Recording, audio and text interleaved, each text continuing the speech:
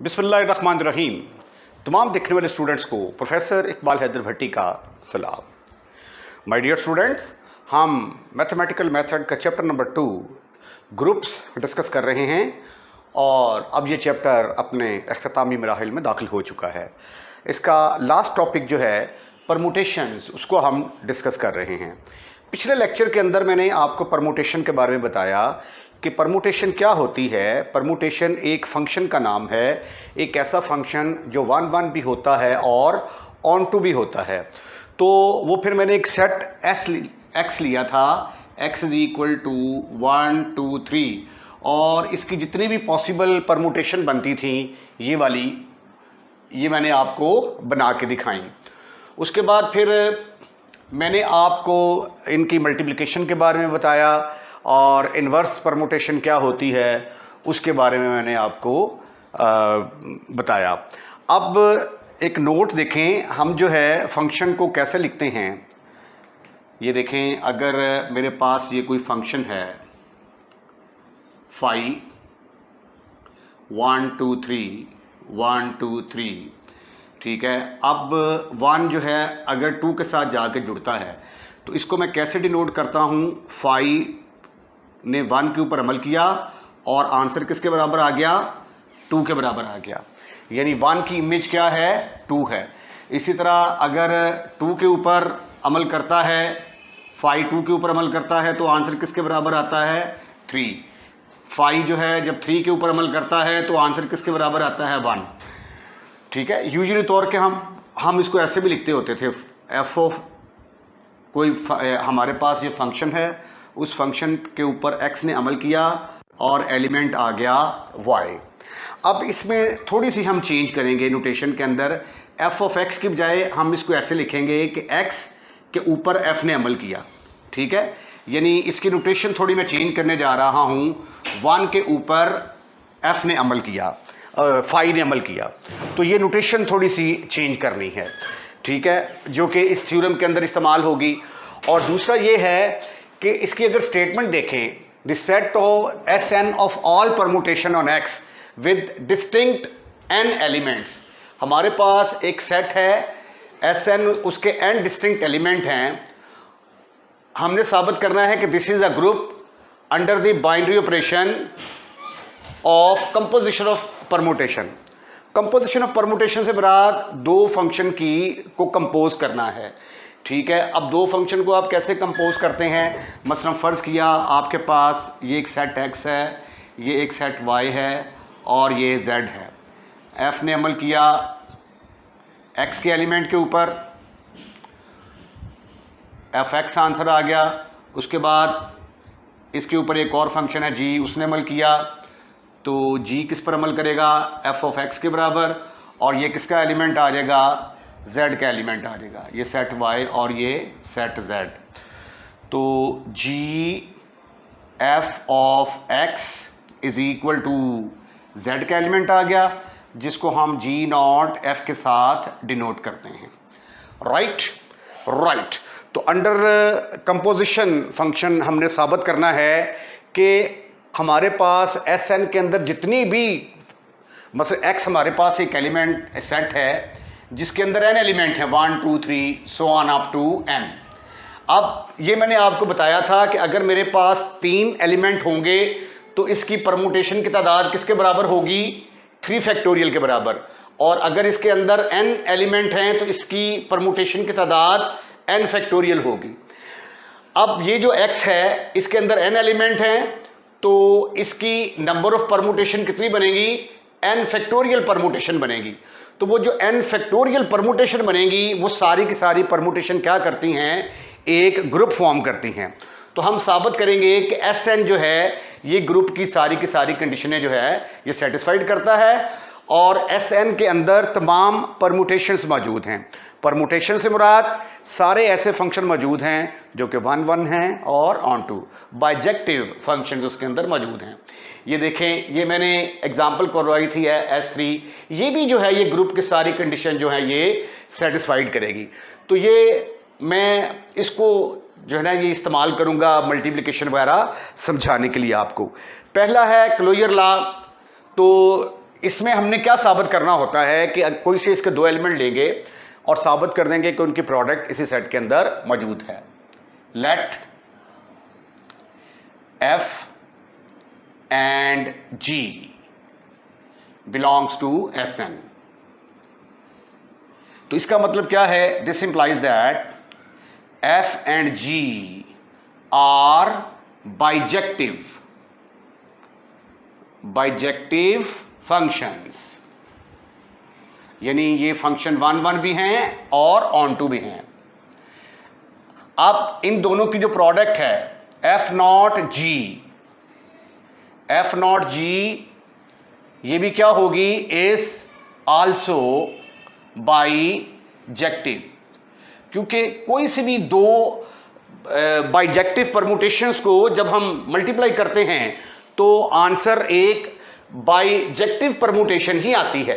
मसलन ये देखिए, ये मेरे पास, ये मैंने लास्ट टाइम साबित किया था कि S3 की ये 6 3 फैक्टोरियल, यानी 6 3 फैक्टोरियल का मतलब 6 जो है इसकी पॉसिबल परमुटेशन बनती हैं। इसमें से कोई सी दो परमुटेशन ले लें। ये देखिए 1 2 3 2 1 3 और इधर आ गया 1 2 3 2 3 1। इनको मल्टीप्लाई करके देखें। 1 की इमेज 2, 1 की इमेज 2 और 2 की इमेज क्या है? 3। दरमियान में से ये गायब, 1 की इमेज 3 आ गई। फिर 2 की इमेज 1 और इधर क्या है? 2 की इमेज 3, सॉरी 2 की इमेज 1 और 1 की इमेज 2। तो 2 की इमेज किसके बराबर आ गई? 2 के बराबर। फिर 3 की इमेज 3 है और इधर 3 की इमेज 1। 3 को खत्म किया तो 3 की इमेज 1 आ गई। तो इन दोनों की प्रोडक्ट आपने देखा 1 2 3 3 2 1, ये 3 2 1 ये इसके अंदर ही बिलोंग करती है। तो इसी तरह यहाँ पे अगर हम कोई सी दो परमुटेशन लेते हैं, उनको मल्टीप्लाई करेंगे तो वो भी क्या होगी? उसी सेट के अंदर बिलोंग करेगी। This implies that F nought G belongs to S N, right. तो इसका मतलब फिर क्या हुआ कि इसके अंदर क्लोजर लॉ होल्ड करता है। This implies that closure law hold. अब इसकी दूसरी कंडीशन क्या है? Associative law. अब हम साबित करेंगे कि ये वाला जो सेट है ये एसोसिएटिव प्रॉपर्टी को भी सेटिस्फाइड करता है। Associative law. एसोसिएटिव लॉ के लिए हम क्या करेंगे? 3 एलिमेंट सपोज करेंगे। लेट एफ जी और एच, ये मैंने 3 एलिमेंट 3 परमुटेशंस ली हैं। इन तीनों परमुटेशन का जो तौल्लुक है वो किसके साथ है? एस एन के साथ। ये एस एन के अंदर बिलोंग करती हैं, ठीक है। अब मैं साबित करूंगा, वी शैल शो, मैं साबित करूंगा कि F nought G nought H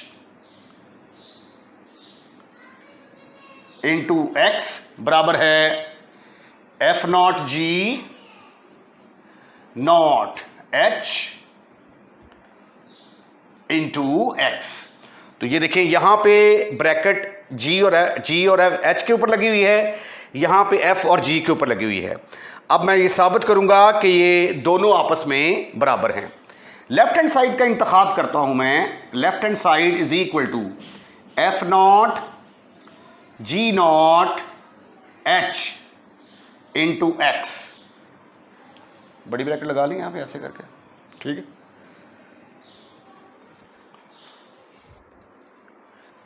ये एसोसिएटिव लॉ देखें, मैंने जो है ना ये चूँकि आपको बताया था कि y is equal to F of X है, तो इसको नोटेशन थोड़ी सी चेंज करके अब x को पहले लिखेंगे, f को बाद में लिखेंगे, ठीक है। तो मैंने वो पहले जो है ना वो x इस साइड पे लिख दिया था, अब मैंने इस साइड पे लिख दिया। यानी हमने क्या साबित करना है कि x into F nought G nought H बराबर है x F nought G nought H, ठीक। इधर से x को गायब कर दिया, यानी यहाँ पे इन दो के ऊपर ब्रैकेट है और यहाँ पे इन दो के ऊपर ब्रैकेट है। मैंने क्या किया, राइट हैंड साइड ले ली। आप लेफ्ट हैंड साइड भी लेके साबित कर सकते हैं।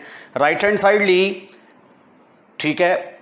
इसमें जब मैंने नॉट को तोड़ा, क्योंकि ये देखें F nought G into X जो है, इसको आप F into G of X लिख सकते हैं। तो इसी तरह जब इस नॉट को तोड़ेंगे तो ये आ जाएगा एक्स इंटू एफ इंटू जी इंटू एच। अब मुझे आंसर में क्या चाहिए? मुझे आंसर में चाहिए जी और एच के ऊपर नॉट चाहिए। तो फिर मैंने इन दोनों की ब्रैकेट ख़त्म की, इसको मैं लिख सकता हूँ जी नॉट एच। उसके बाद इसकी मल्टीप्लिकेशन को मैंने ख़त्म किया, यहाँ पे नॉट आ गया, ठीक है। तो यहाँ पे देखें लेफ्ट हैंड साइड में था F nought G nought H, और यहाँ पे आ गया F nought G nought H which is equal to left hand side. तो आपने देखा कि एसोसिएटिव लॉ होल्ड कर गया, एसोसिएटिव लॉ होल्ड। उसके बाद जो तीसरी प्रॉपर्टी है वो है इसकी आइडेंटिटी एलिमेंट की। और अब ये देखें यहाँ पे 1 की इमेज 1 है, 2 की इमेज 2 है, 3 की इमेज 3 है। तो i एक ऐसा फंक्शन है जो x के ऊपर अमल करता है और आंसर x ही आता है, ठीक है। तो इसका नाम हमने मेरे ख्याल phi 1 रखा था। तो यहाँ पे ये वाला जो फंक्शन है, ये वाला आइडेंटिटी फंक्शन है, क्योंकि इस फंक्शन को आप किसी के साथ भी मल्टीप्लाई करेंगे, 1 2 3 है, 1 2 3, इसको मैं मल्टीप्लाई करता हूँ 1 2 3 1 3 2 के साथ, तो आंसर किसके बराबर आता है? 1 की इमेज 1, 1 की image 1, 1 goes to 1, 2 goes to 2, 2 goes to 1 3 2, 2 goes to 2, 2 goes to 3,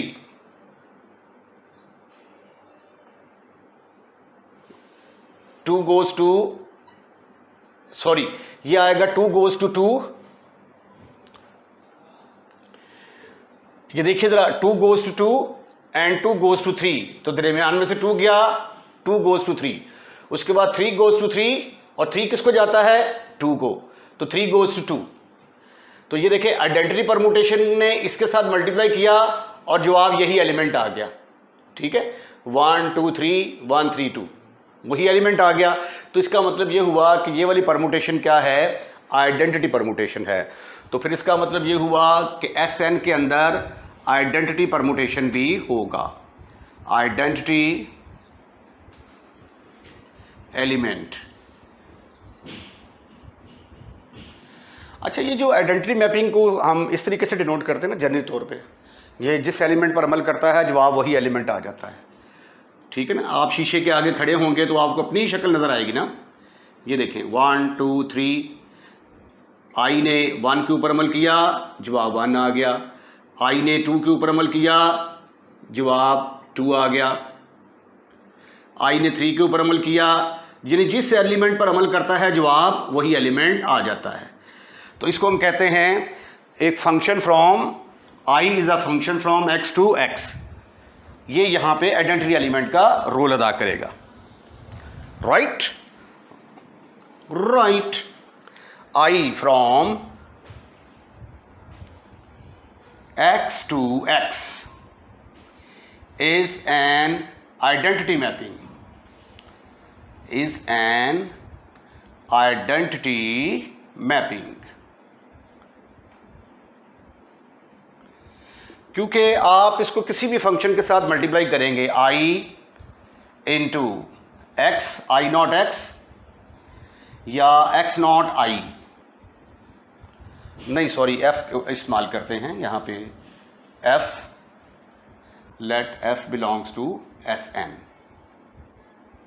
तो इसको मैंने मल्टीप्लाई किया आई के साथ या एफ नॉट आई, दोनों का आंसर जो है वो सेम आएगा। अब ये देखें आई नॉट एफ को जब आप एफ और आई को मल्टीप्लाई करते हैं तो आंसर एफ के बराबर ही आएगा। आइए इसको मैं प्रूफ भी करने की कोशिश करता हूँ। एफ नॉट आई है, इसके ऊपर एक्स ने अमल किया, तो अब ये नॉट तोड़ूंगा तो क्या आएगा? F X into F into I. अब आई का काम क्या है? आई का काम है ये जिसके ऊपर अमल करता है जवाब वही एलिमेंट आ जाता है। अब आई जो है ये इसके ऊपर अमल करेगा तो जवाब यही एलिमेंट आ जाएगा, is equal to X F, ठीक है। और दूसरे लफ्ज़ों में एफ नॉट आई किसके बराबर आ गया? एफ के बराबर ही आ गया।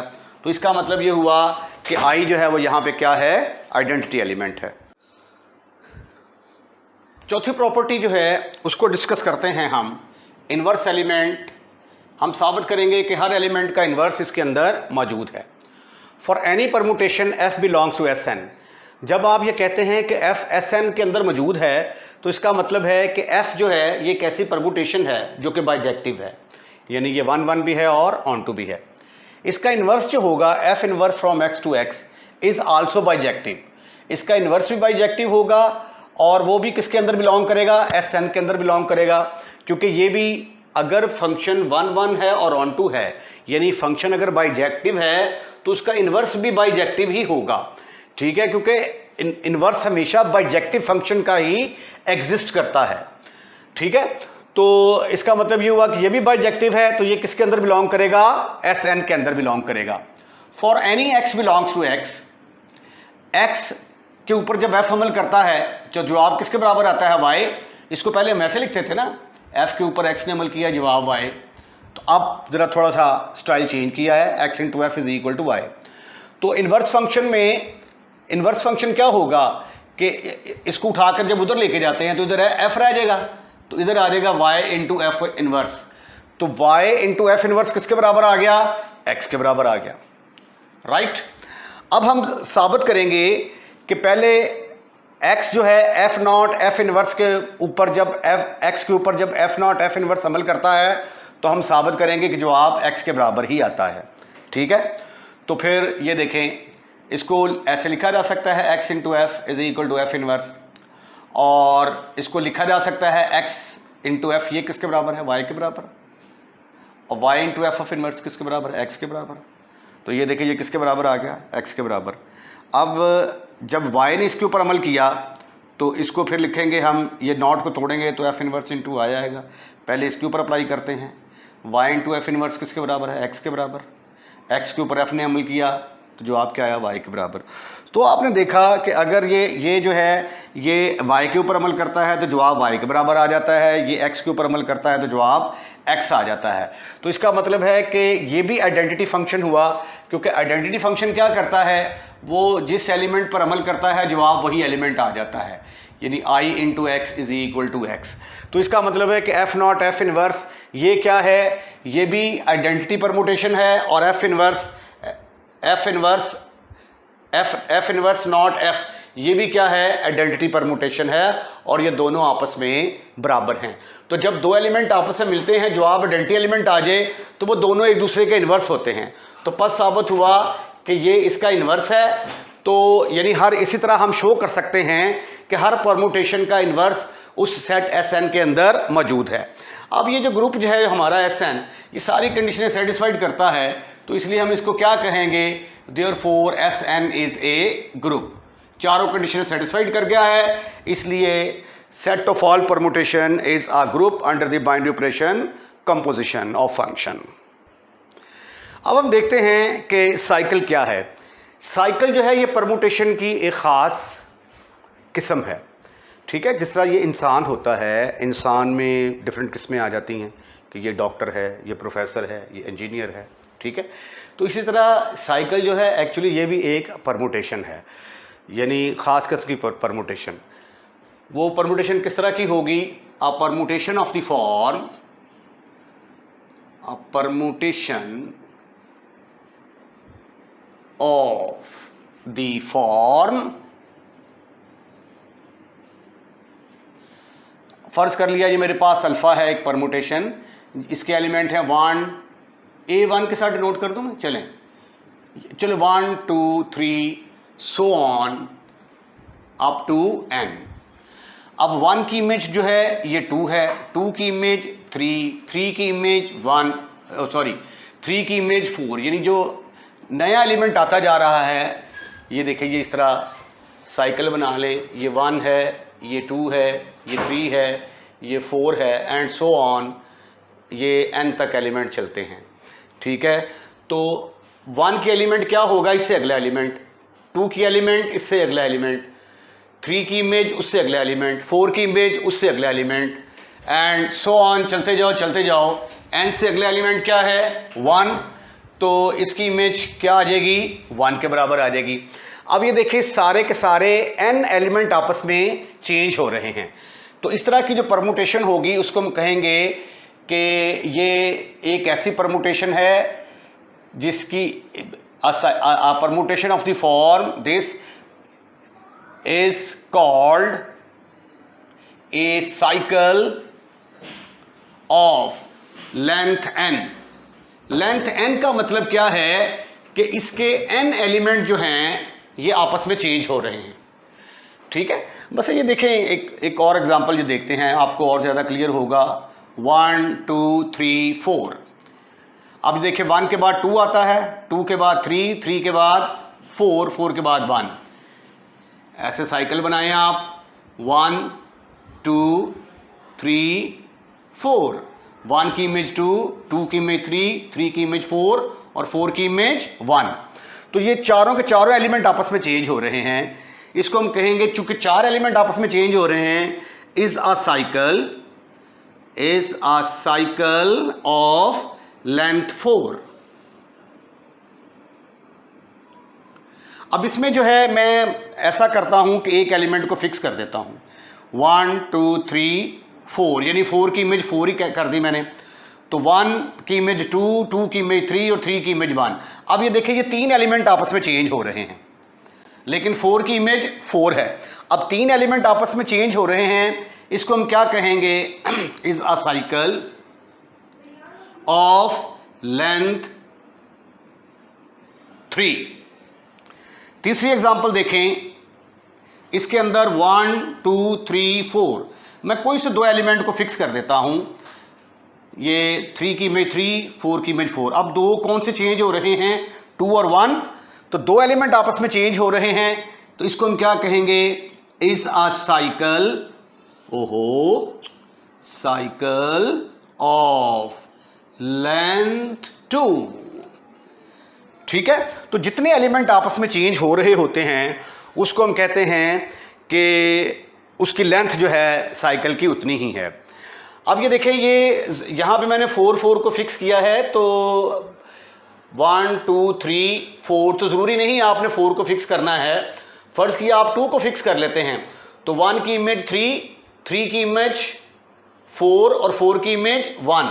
तो अब ये तीनों एलिमेंट आपस में चेंज हो रहे हैं, 1 3 और 4। क्योंकि ये वाला एलिमेंट फिक्स है तो इसकी भी जो लेंथ है वो क्या होगी, 3, क्योंकि 3 एलिमेंट आपस में चेंज हो रहे हैं। 1 की इमेज 3, 3 की इमेज 4, 4 की इमेज 1, 2 की इमेज 2 फिक्स है। Is the cycle of length 3।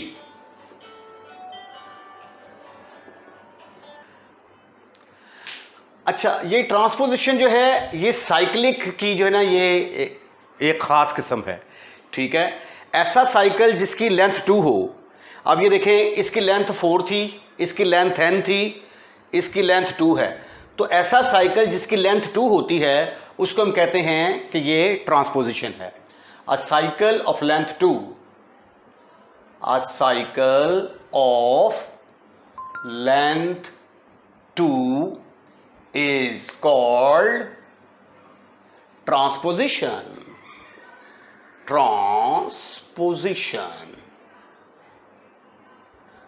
Right? मसलन ये देखिए, फॉर एग्जाम्पल 1 2 3 4, 1 की इमेज 2, 2 की इमेज 1, ये दोनों फिक्स कर दी। ठीक है, ये ट्रांसपोजिशन है। उसके बाद दूसरी एग्जाम्पल देखें आप, इसी को लेके चलते हैं। पहले आपने 1 2 3 4, अब इन दोनों को फिक्स कर दें, तो 3 की इमेज 4, 4 की इमेज 3। ठीक है, ये भी ट्रांसपोजिशन आ गया क्योंकि ये 2 एलिमेंट आपस में चेंज हो रहे हैं।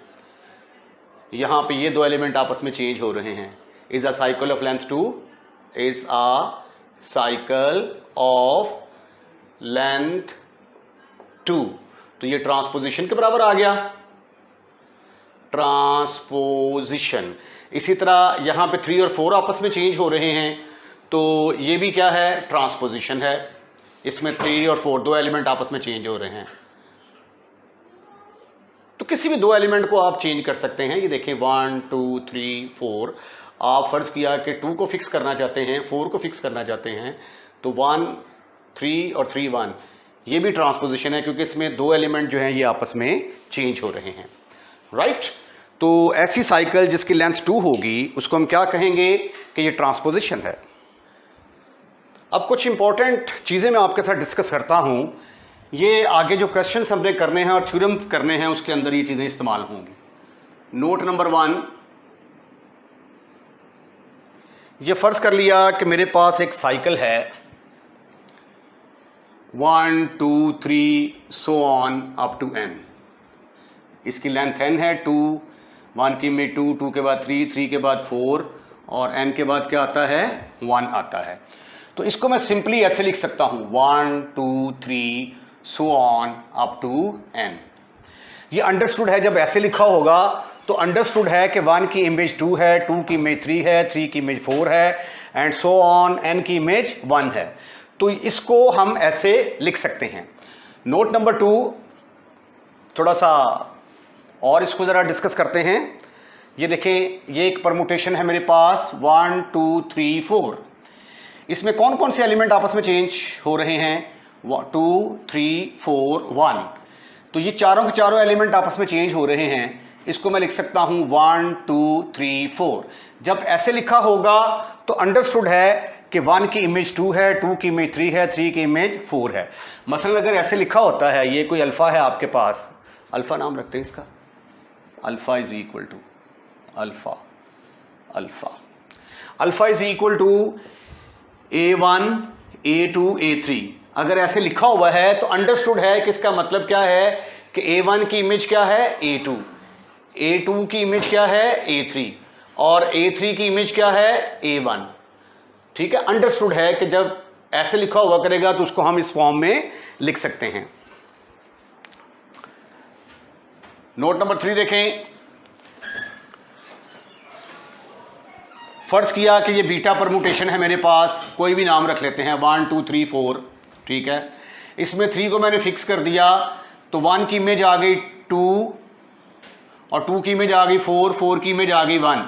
इसमें ये तो फिक्स हो गया ना, तो कौन कौन से एलिमेंट आपस में चेंज हो रहे हैं 1 2 और 4 एलिमेंट आपस में चेंज हो रहे हैं। तो इसी तरह जब ऐसे लिखा होगा बीटा इज इक्वल टू 3 कर लेते हैं जी 2 4 5, अगर लिखा हुआ है तो 2 4 5। तो इसका मतलब ये है कि इसको जब हम लिखेंगे तो ये 5 तक एलिमेंट जा रहे हैं ना, तो 1 2 3 4 ये 5 तक लिखेंगे हम इसको। अब 2 की इमेज क्या है 4, क्योंकि 2 के बाद 4 आता है, 2 की इमेज 4, 4 की इमेज क्या होगी 5, 4 की इमेज 5 और 5 की इमेज क्या होगी 2। तो बाकी जो एलिमेंट बच गए हैं 1 की इमेज 1 हुई होगी और 3 की इमेज 3 ही होगी, ठीक है। तो इसका मतलब ये होगा और इसका मतलब इसके बराबर होगा। अब ये देखिए फॉर एग्जांपल अगर मेरे पास इस तरह आ जाता है, कोई परमुटेशन मेरे पास इस तरह की है, अल्फ़ा बीटा गैमा सपोज कर लेते हैं नाम इसका, अल्फ़ा भी रख सकते हैं, बीटा कुछ भी रख लें आप, इससे कोई फ़र्क नहीं पड़ता। 1 2 3 4 5 6, 1 2 3 4 5। फर्ज किया कि ये तीनों आपस में चेंज हो रहे हैं। ये आ गया 2, 2 के बाद 3, 3 के बाद 1, 4 के बाद 5, 5 के बाद 6, 6 के बाद 4। ये सारे आपस में चेंज हो रहे हैं, ये तीनों आपस में चेंज हो रहे हैं, ये तीनों आपस में चेंज हो रहे हैं। तो इनको फिर हम कैसे लिखेंगे 1 2 3, यानी 1 2 3 आपस में चेंज हो रहे हैं और ये 5 4 5 6 आपस में चेंज हो रहे हैं। तो यहाँ पे आएगा 4 5 एंड 6। तो ये है साइक्लिक परमुटेशन को लिखने का एक तरीका विच विल बी यूज्ड। इसके साथ ही आज का लेक्चर हम यहीं पे वाइंड अप करते हैं। अगर आपको हमारी वीडियो पसंद आई है तो इसको लाइक ज़रूर कीजिएगा और लाइक करने के बाद शेयर करना मत भूलिएगा।